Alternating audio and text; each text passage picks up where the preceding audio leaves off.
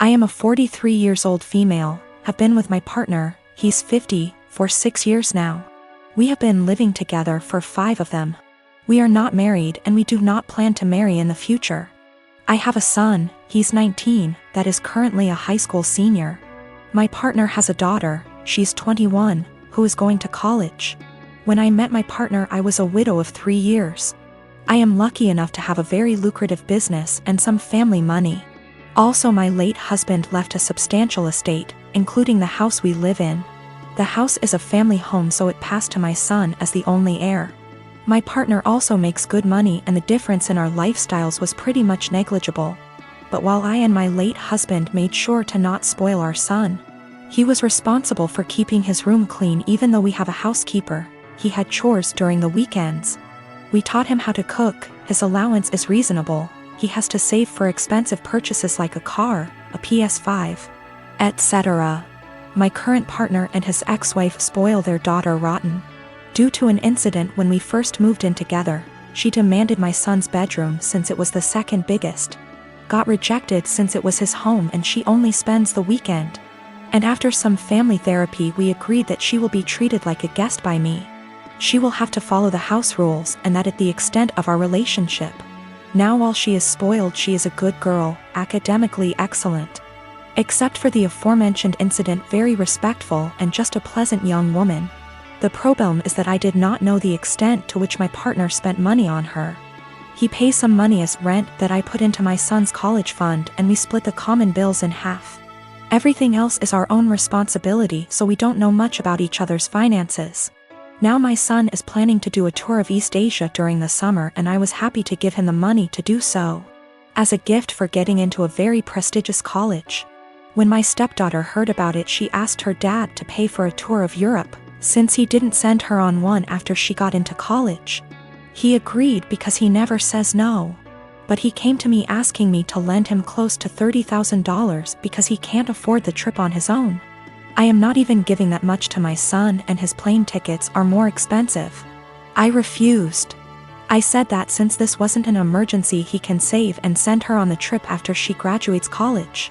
Now he is not talking to me, saying that I am choosing favorites. I have no relationship with his daughter, so I don't know how that even is applicable. And that I am putting money over his happiness and relationship with his daughter. I can easily afford to lend him the full amount, I just don't want to, because his reasons are not convincing enough. I'm a student. I have a student bank account, where my college gives me money for transport when we had physical classes, or scholarship. These kind of bank accounts have no fees, but are age restricted, can't have one if you're over 25, and need an overseer. When I asked the bank about it, they told me it's just a security thing, so I chosen mom because she's more tech savvy than dad. Well, through some incredible luck, I managed to get only top grades last year, so I was awarded a study scholarship. Great! I've been saving it up, looking forward to Worldwide Black Friday, eyeing an amazing drawing tablet. I do digital art on very old intros. The tablet I was eyeing is as big as my monitor. Is a display one and all around amazing. Black Friday rolls in, and Amazon, closest to me, has it in stock at an amazing price. A price I could afford. I was so damn happy, I ordered it. Then I got a notice that the bank refused the card. I emailed Amazon, their customer service is so fast, and we went over the card details and such, making sure it was all right. It was, and they advised me to call my bank. It was odd, I had bought things online in the past with this card and it went through. I had enough money for it, even extra, so I thought maybe they had technical difficulties. But it was too late in the day to call and they don't work weekends, so I left an email. Only to find out today that for big transactions they ask for agreement from the overseer and that mine canceled the transfer. I was like WTF and confronted mom about it, who throughout the weekend acted oblivious. And she told me that of course she couldn't let me throw money on something I don't need, and that I wouldn't have money for Christmas presents if I bought that. Then she had the audacity to ask me what I was planning to get my family this year. I told her that they won't get anything more than a bread shadow from me, and I went to my room and cried on the carpet. I missed out on the offer, I can't afford the tablet anymore, and it's all because mom wanted Christmas gifts. And no, I won't get her anything. Last year she got me a blouse too small for me that she later took for herself. She can gift herself this year too. Bread shadow, expression for nothing in my language.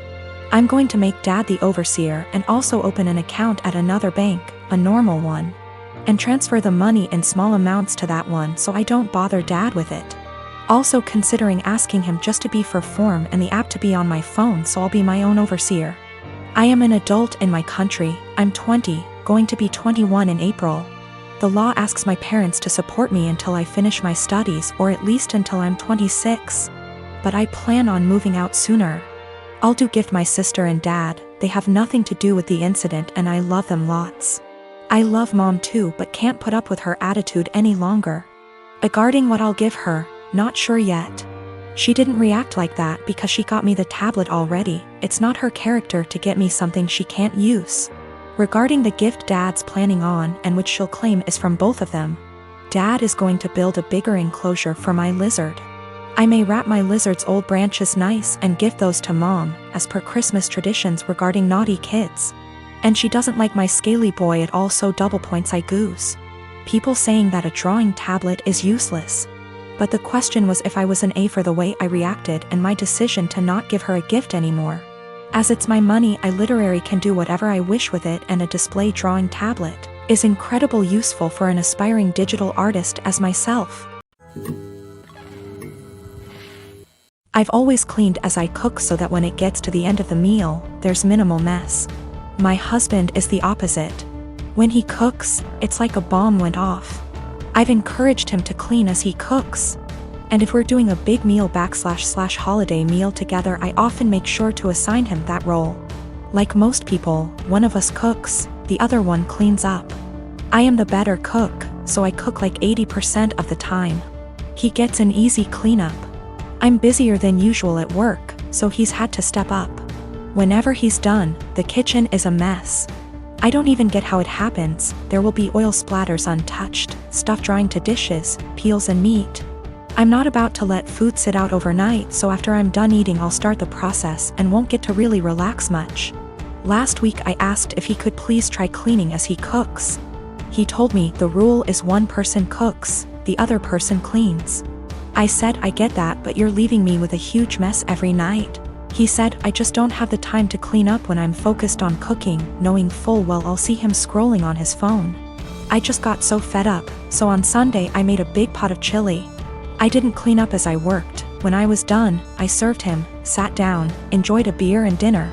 When he finally went into the kitchen, he said, "What the? Why is there such a mess?" I said that I was too busy paying attention to the chili to clean up. I started to get ready for bed. He was like, "You're just going to leave this here?" And I said yes. He said he would have to wake up extra early to clean up and that he had to be at work earlier than usual, and was supposed to play a game with his friends later that night, so could I just clean up? I said no, I cooked, so he has to clean. 2 days later he's still pissy with me because he ended up not being able to game and told me that he didn't get enough sleep, and was exhausted at work, not to be too snarky, but it's not like he's a surgeon, because I had to prove a point to him. I told him that nothing else seemed to get his attention, and I feel pretty justified. He told me I was being a smug asshole about it and it was childish. We don't have a dishwasher, there's no room for one, so everything has to be done by hand. Additionally, doing the dishes means cleaning up the counters and stovetop and sweeping the floor, taking out the trash if need be. When I make chili, it's a process starting / dried chilies that I toast, soak, seed, pulverize, etc. Then there's cooking the dried beans, then there's the onions and garlic and the peels, any other veggies, seeding tomato, cans of tomato, grinding the spices, etc. Then there's grating cheese for the top, etc. It definitely left a ton of dishes and other stuff behind. So another thing that comes up is whoever cooks also cleans, but since I cook most of the time, I just don't see that as being also fair to me. I'll end up spending almost every single day after work. I've been ending work at 6 or 7 some days lately. Cooking and cleaning. If I had him cook more I would definitely start to gain weight and then we'd have another issue altogether.